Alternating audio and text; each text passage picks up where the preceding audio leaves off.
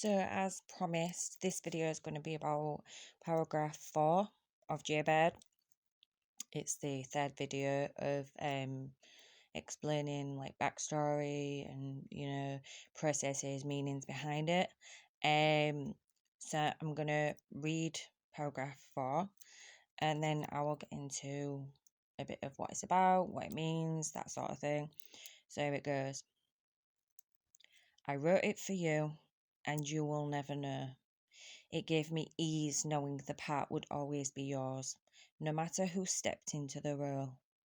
Another fractured reality later, and I believe it doesn't count, as I know it isn't true. A tiptoe into the depth of pretending, and what does it offer? An escape would be the most palpable excuse for the masses. Yet I don't need to escape to run off the intricacies of how this particular part of make-believe just fits. I don't even agree that moving past will allow for better.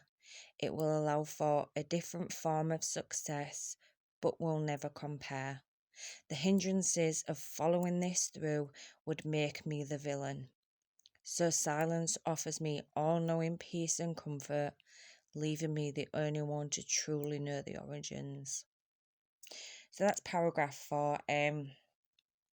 Completely different take, but it fit because the essential theme, as I've previously mentioned, is the attachments, emotions to people and things that we can go through that are overwhelming or considered crazy, inverted commas. Obviously this is personal to me, so it's how I've then gone through stuff.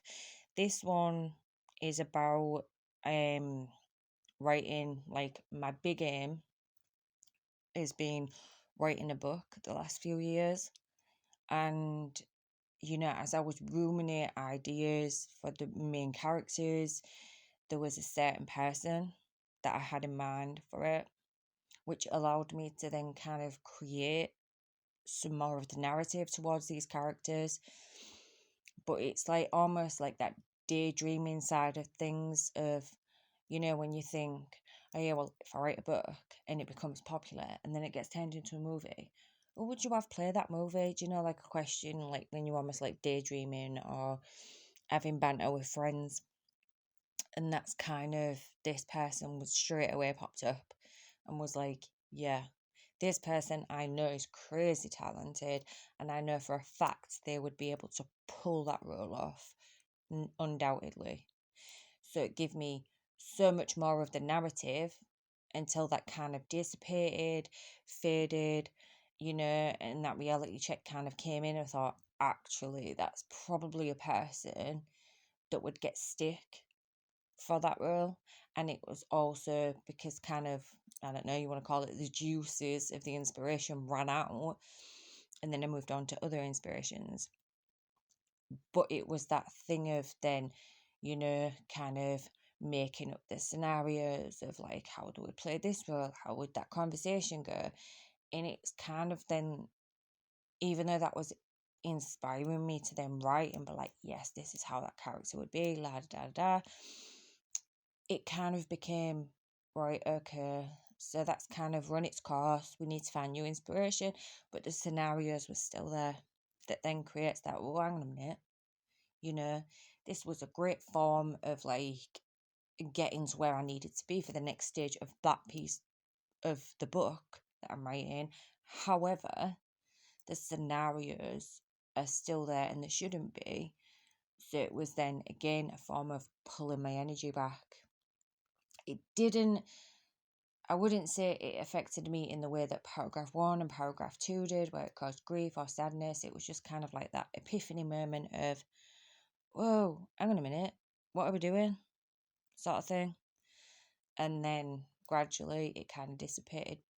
But it kind of, when you feel like sometimes it's like, right, that was a ride on the crazy train afterwards.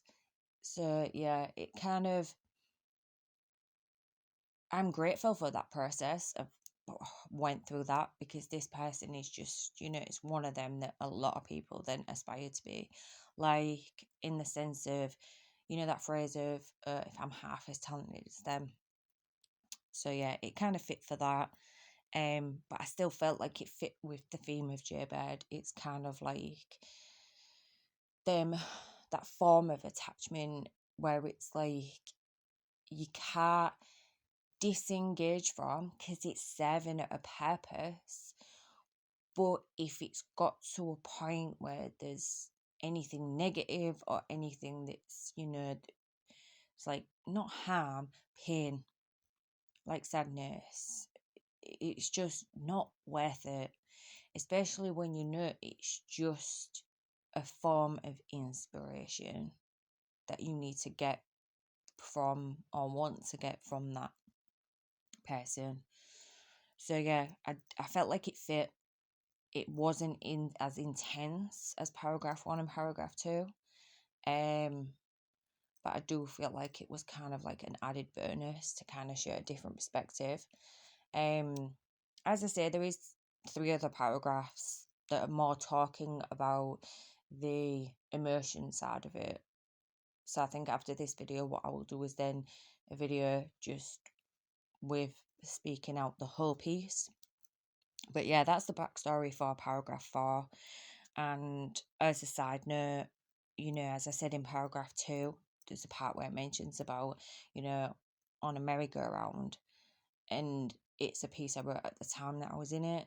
That's probably something I'm going to juxtaposition as well. But yeah, hopefully that gives a better view, or a different view, whatever you want to call it, on paragraph 4 of Jaybird.